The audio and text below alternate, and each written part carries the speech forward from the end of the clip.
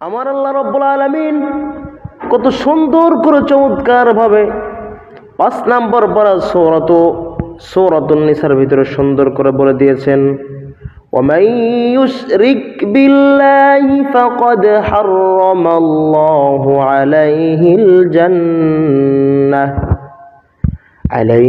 الْجَنَّةَ وَمَأْوَاهُ النَّارُ وَمَا لِلظَّالِمِينَ مِنْ أَنصَارٍ। আল্লাহ রাব্বুল আলামিন বলেন, ওয়ামান ইউশরিক বিল্লাহ, যারা শিরক করে, ফাকাদ হারামাল্লাহু আলাইহিল জান্নাহ, তাদের জন্য আল্লাহর জান্নাত হারাম হয়ে যায়, বলে নাউজুবিল্লাহ।